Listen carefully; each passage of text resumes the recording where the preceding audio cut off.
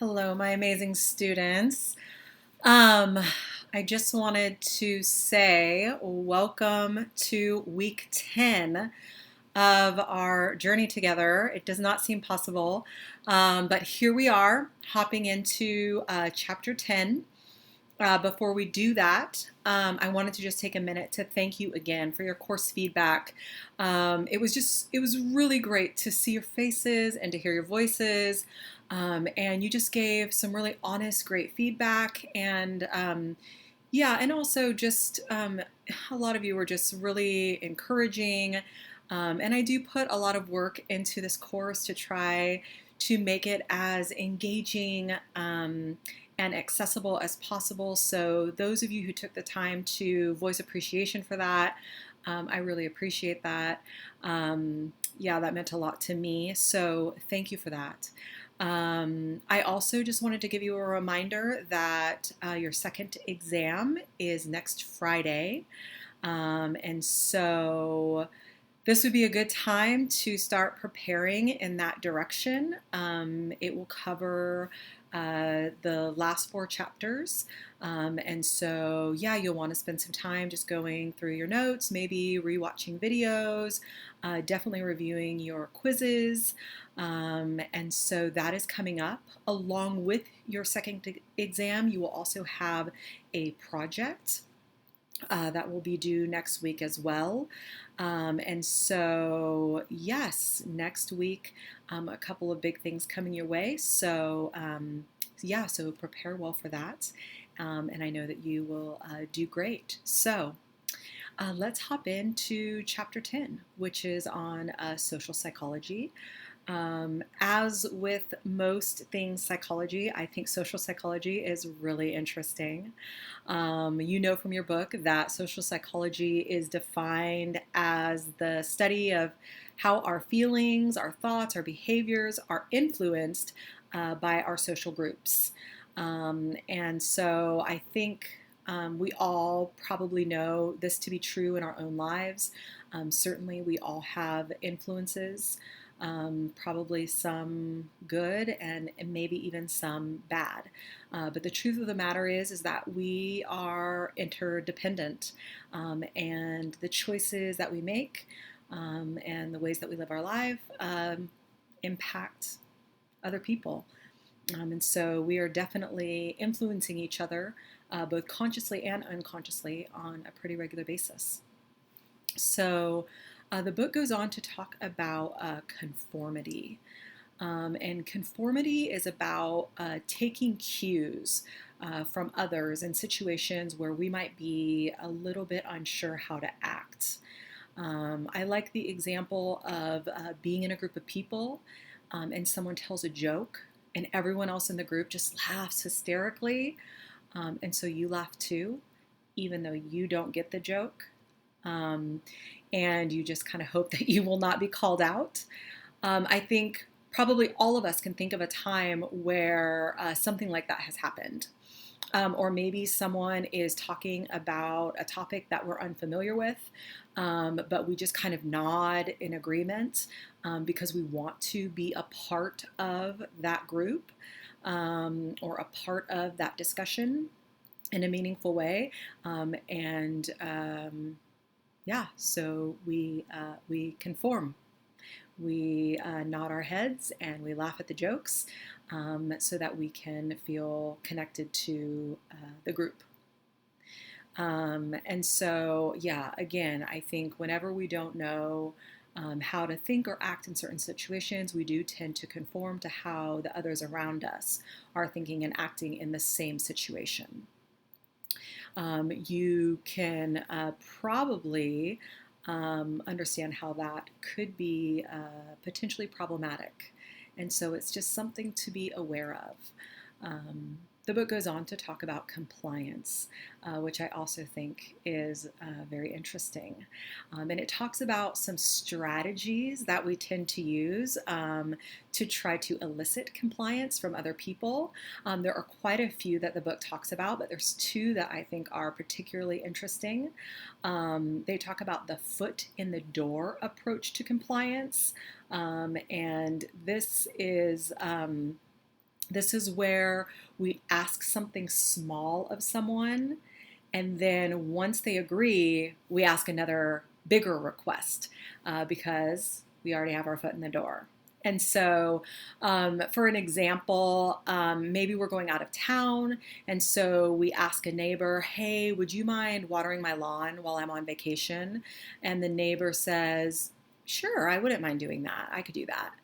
And then once they have agreed to watering the lawn, we say, oh, you know what? And while you're over here, would you mind just popping in and keeping an eye on my cats and maybe just feeding them a couple times a day? And so the idea of compliance is that because someone has already agreed to the first thing, they may feel pressured to then agree to the second thing. And so that is the foot in the door approach to trying to get other people to comply with our requests. The book also talks about a door in the face approach, which is also interesting. And this is where we make the bigger request first. And then when someone says, no, I don't think I can commit to that, we make a smaller request, hoping that because they feel guilty about not agreeing to the bigger request, that maybe they'll agree to the smaller request. Again, this is, let's use the same example. We say to our neighbor, hey, you know what, we're going out of town for a couple of weeks. Would you mind kind of keeping an eye on our cat and maybe going in a couple of days and making sure that she's fed? And the neighbor says, you know what, I don't really have the time to commit to something like that. And we say, okay, totally get it, totally fine. Hey, would you mind just watering our lawn? And again, we're kind of hoping that because they feel guilty about denying the cat request, that they will agree to water our lawn. And so again, the foot in the door approach and the door in the face approach, both very interesting. I'd love to know if you have experienced either of these, either been the person making the request for compliance or being the person on the receiving end of the request for compliance. And if you have had one of these experiences, how'd it go? So feel free to share in the comments if you've had an experience like that. I also just want to say that there are many more examples of compliance in the book that are definitely worth reading, all interesting. So don't miss out on that. Make sure that you're doing your reading. The book then transitions to talking about obedience. And obedience, as you know from your reading, is when we change our behavior due to a demand from an authority figure. And so obedience, in its simplest form, we might think about obedience in terms of like a parent-child relationship or maybe a teacher-student relationship. And so in that way, when obedience is framed in that way, it's not super problematic. But the book goes on to tell us about something called the Milgram experiment. And this is where obedience can go awry. And so, as you know from your reading, the Milgram experiment, a group of researchers recruited participants for an experiment to test the effects of punishment on learning. And so they put out a request for participants, and participants were told that they would be assigned either to a teacher role or a learner role. And that shocks would be administered to those in the student role for wrong answers they gave on a test. Now, what we know behind the scenes is that all participants were actually assigned to the teacher role, and all of the student roles were assigned to people who were participating behind the scenes with the experiment. Essentially, they were actors, if you will. And so what happened is there was a barrier put up between the teacher and the student. And every time the teacher gave a question and the student got it wrong, the teacher would administer a shock, or at least they thought they were administering a shock. And there was a head experimenter who was the authority figure in this situation. and they would give direction to the teacher. And so the teacher would administer the shock, the student would give some kind of sign of distress, and the teacher would be uncomfortable, but the authority figure would say, keep going. And so what we find out as this plays out over and over again is that the teacher would continue to administer shocks even when they could hear the student in distress, and even when they knew that they were giving shocks to the point of serious physical detriment to the student. And so even when the teachers were uncomfortable, if the authority figure told them to continue their course, they would. And this happened over and over again. And I think everybody involved in the experiment was surprised. I am beyond surprised. The outcome then was that we realized that when an authority figure insists on a course of action, most people will follow instruction even if they're uncomfortable and even if that causes harm to another human being. There's another experiment called the prison experiment, which was done by a famous psychologist named Philip Zimbardo. And it had very similar outcomes. The difference being that in the prison experiment, the participants were assigned to either prisoner or guard roles. And so as time went on, the prisoners started to acquiesce into these more passive roles. They became more scared. They started to have emotional distress. And on the other hand, the guards started to become more aggressive.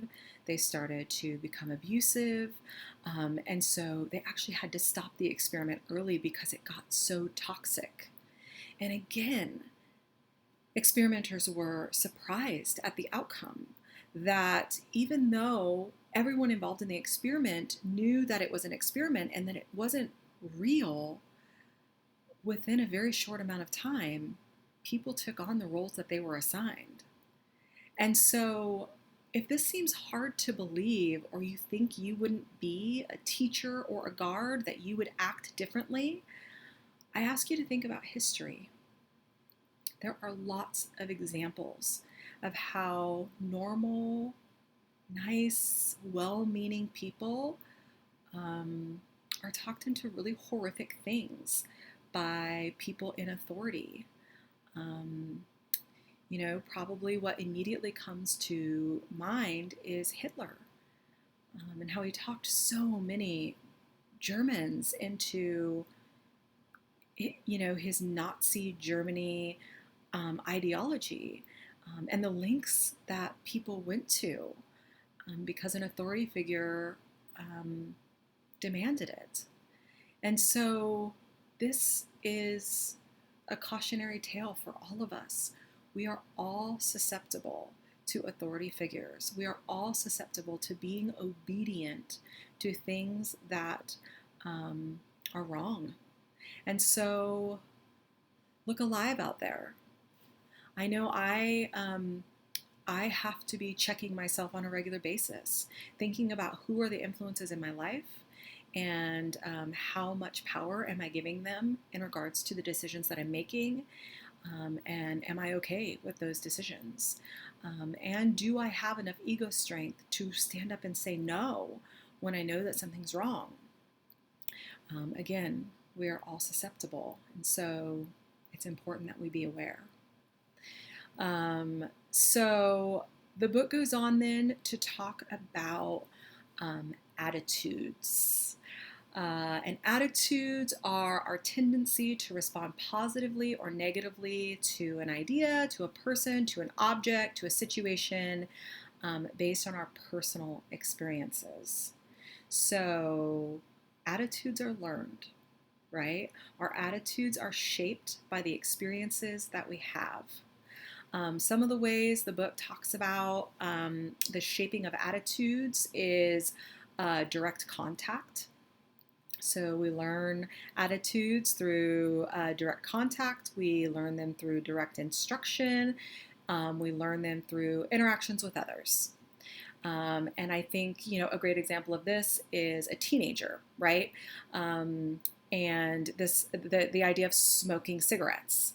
So if you have a teen who tries smoking and gets really sick afterwards, they're less likely to try it again. So that's direct contact, right? The teen had direct contact with smoking, and the smoking made them sick, and they said, no thanks. Okay? Same situation. You have a teen who's in a health class, and they learn about the long list of inherent health risks and social stigma associated with smoking. They're less likely to try it. And so that is learning through direct instruction. So they find out that smoking is bad for them and that it could have negative social implications, and they say, I'll pass. And then finally, a teen may have a group of friends who thinks that smoking is just gross. And if that's the case, and most of their friends believe that way, they're likely to believe the same. And so that is how we learn through interactions with others. And so I think it's really interesting that there are a variety of different ways that our attitudes are shaped. And I think that's really important to keep in mind, both in regards to the way that we are influenced, but also in regards to the way that we influence other people. And so here's the good news about attitudes. Because attitudes are learned, they can be replaced with new learning. As we assimilate new information, as we grow and mature as people, our attitudes about things can change. And that's why it's so important to be committed to lifelong learning, to continuing to listen, to continuing to take in new information. Most people don't have the same attitudes about things at 50 as they did at 20, and that's a good thing, because that means that we have grown and that we have changed and that we've experienced new things, that we've met new people, right? And so, I think it's really important to keep that in mind and to commit to being a lifelong learner. It's also interesting that attitudes can sometimes be a poor predictor of actual behavior. Research says that what people say and what people do can be really different. And so, again, that's something that we need to keep an eye on. And of course, we've all been guilty of that at times, right? So no shame. But at the same time, it is a worthy goal to be a person who lives out their stated values. So if you say you believe something, then make sure that you're backing that up with your actions. Unless the thing that you believe is terrible, and then feel free not to. Let's transition to talking about something that I think is really fascinating, this concept of cognitive dissonance. And some of you have probably heard this term before. It's a really interesting concept, and the idea is that discomfort arises within us when our actions do not line up with our perception of ourselves, right? So when we think that we are a certain way and then our actions don't say the same, this is called cognitive dissonance, okay? So for example, we think that we are really generous, and that is a value that we hold. And yet every opportunity that we have to put generosity in action, we forego. We make excuses, we are dismissive, and so the truth of the matter is that we're not generous. And so we have to then cognitively work out that disconnect between thinking we're a generous person and realizing that we're not. And that creates discomfort over time. Now, there are two ways to deal with that discomfort. The first, less healthy way is to just shove it aside, right? So the discomfort arises, and we just put it on the shelf, right? We just move it. We just don't deal with it. We just shove it, okay? But the better alternative is to change our behaviors. So when that discomfort arises, we give it attention. We pay attention to it. And we go, ooh, why is that discomfort there? Oh, I think I know. I think it's because I am not actually acting out my values. In fact, I'm acting in contradiction to my stated values. And so let me resolve that by having my behaviors align with my desired values. If I say that I'm a generous person and I see someone in need, then I'm going to help them, right? Because I'm a generous person. So I just think cognitive dissonance is really interesting.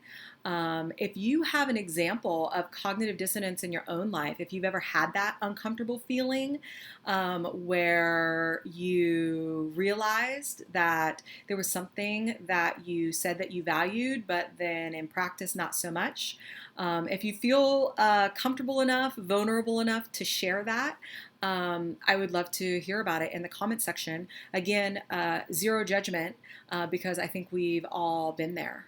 I think we've all had times where that discomfort arises and we realize, ooh, I am not living out my values in this situation and I need to change course. I need to do something about it, right? I also thought it was interesting. The book talks about first impressions, and sometimes we might be tempted to dismiss first impressions, but research shows that the thoughts that we have about a person when we first meet them often stay with us and are resistant to change.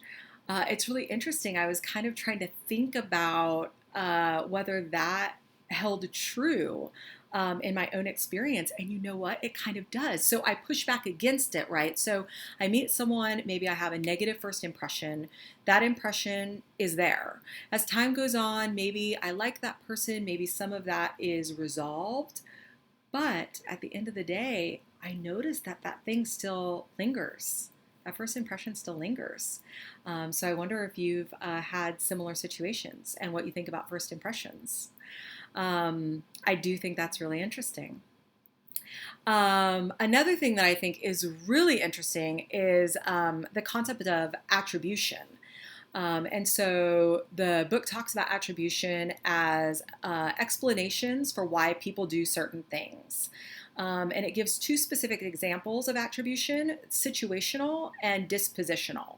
So situational says that that people do the things they do based on external factors, things beyond their control.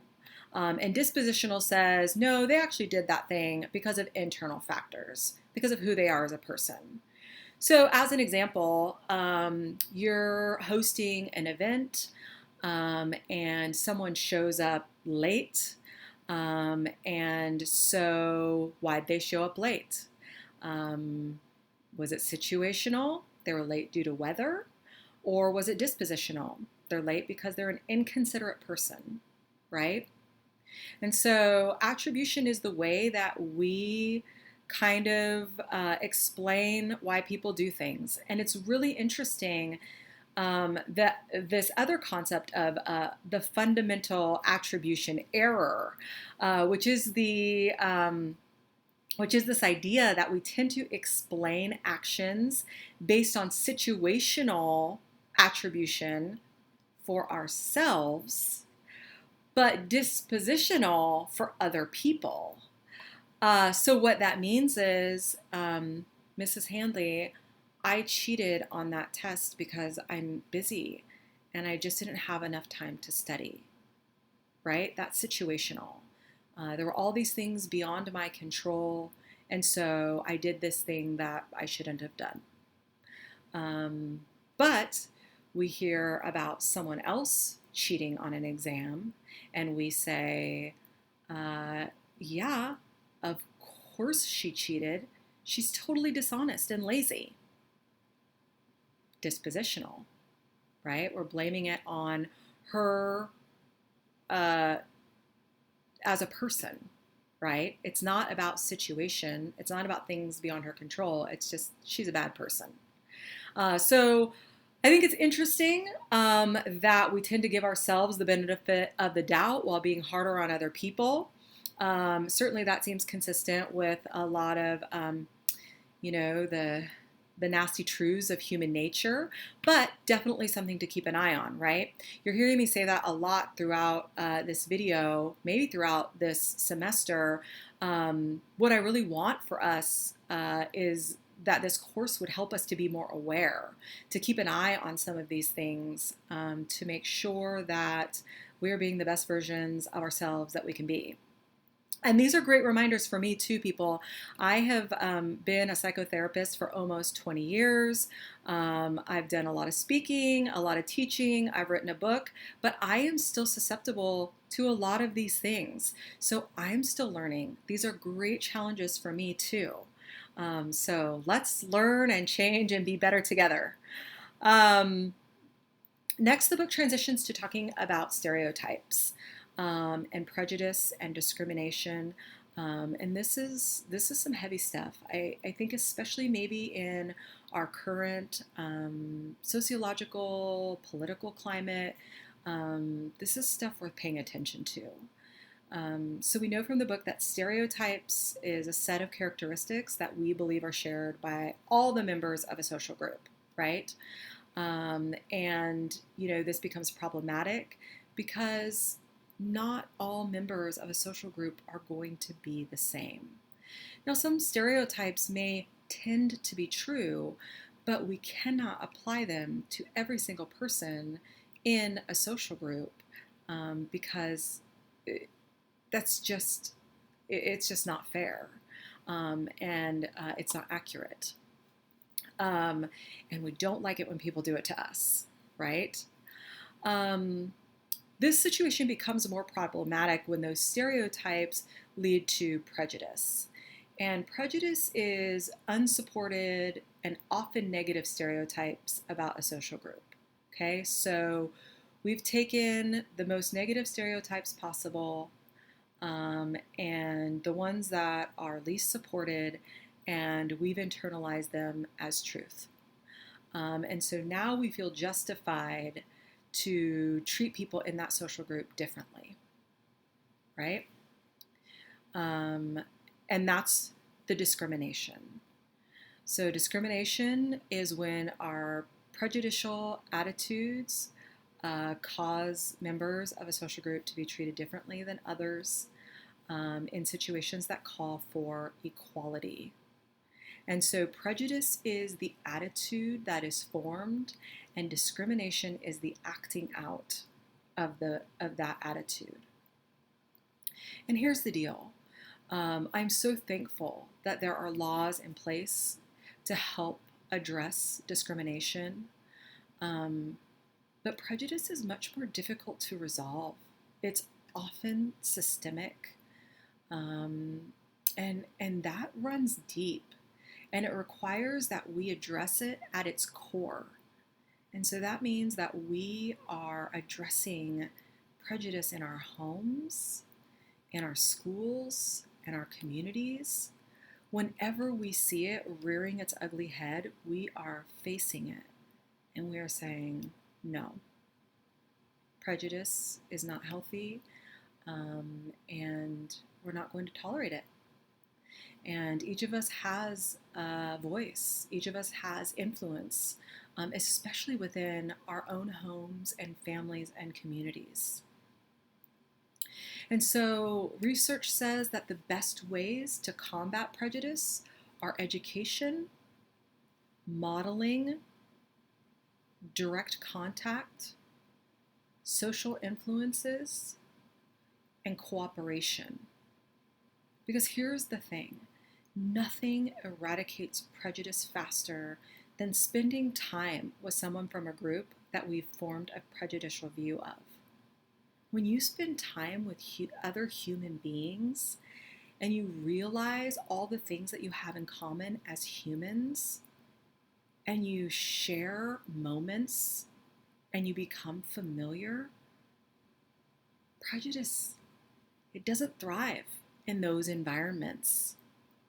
The book talks about something called a jigsaw classroom, which I just think is an amazing concept. And the idea is that we break down prejudice by having students from different backgrounds each hold a piece of a puzzle that's necessary for project success. And so everybody in this group must work together cooperatively in close proximity, problem solving together, which increases familiarity and breaks down prejudicial walls. And I have to tell you, I so wish that I could implement this on a grander scale. I'd love to have a jigsaw society where everyone could come together to talk and problem solve together, to laugh together, to have shared experiences together. And so there you go. There's your challenge. Spend time with people who don't think and act and look just like you. Yeah, I just feel really strongly about this. So there's a challenge for you. Invite people into your world who can help you grow and can help break down whatever prejudicial walls you may have built up over the years. Okay, I'll get off my soapbox for now. Next, I'm going to transition quickly to talking about acculturation. And acculturation is when a person must adapt to a culture that is not their own. And as someone who moved and lived in a different culture in South America for a school year, I can tell you this is really, really hard to do. And if we know people in our communities who are making this transition, let's extend compassion and help to them, and let's welcome them. The book goes on to talk more about acculturation, the different ways that people do this. There's a few different ways that the book identifies. There's integration, which means that someone maintains their own culture while still engaging positively in the current culture. And this seems to be the most positive model of acculturation. You keep your culture and your traditions and your values, and at the same time, you find a way to positively engage in your current culture. There's assimilation, which means we relinquish all of our old cultural identity and we fully adopt our new culture. And that just seems kind of unfortunate to me, because I think keeping our cultural identity and having that be a part of our lives is just so important on so many levels, especially when we think about who we are and where we come from. So then the book identifies separation. And separation is when someone fully rejects the current culture and tries to maintain their original culture in their new culture. And as you can imagine, that becomes really problematic in its own way as well. And then we have something called marginalization. And that's where someone rejects both their original culture and their current culture and opts to live in the margins without a support system. And obviously, if we had worst case scenario, this would be it. right? So best case scenario is integration, where we get to keep the old and engage in the new. Worst case scenario is marginalization, where we don't engage in either and we are ultimately alone. Speaking of support systems, if you don't have one, get one. If you have one, appreciate it. A support system is so vital to our physiological health, our mental health. We need a network of friends and families and neighbors and coworkers and other people who offer help and support when we need it. We need advice and love and affection and companionship, sometimes monetary support. These things are critical to our ability to cope with stressors. Yeah, more and more research says they're also just vital to keeping disease at bay, to warding off depression, anxiety, infection. We need intimate connections with other people. Like I said towards the beginning of this video, we are interdependent. We can try to push away from that and do it on our own, but what we know from research is that that causes a whole host of issues long term. And so, as you know, or maybe don't know, I just wrote a book on friendship. It's called Friending, Creating Meaningful, Lasting Adult Friendships. And it is coming out in November in independent bookstores. So I'm really passionate about this issue, about friendship, about meaningful, lasting connections. And so, yeah, I want this for all of us. It's so important. And yeah. So, the book also talks about the healthy implications of religious affiliation. It talks about the triangular theory of love. It has a really interesting and disturbing story about the bystander effect. I don't have time to go into all of that because this is already a really long video, but please spend some time with those things. You'll want to know them, both for your own knowledge, but also for coming exams. So I'm going to wrap up really quickly. Just a reminder that this week you will need to do your reading. You will need to contribute to the discussion board, this video. You'll need to do your quiz, and then I would really highly recommend that you prep for the coming exam, and I will get you more information about the project due next week. Thank you so much for being on this journey with me. You are an amazing crew. It's such a joy, and I look forward to our ongoing semester together. Take care, and I will talk to you soon. All right, bye-bye.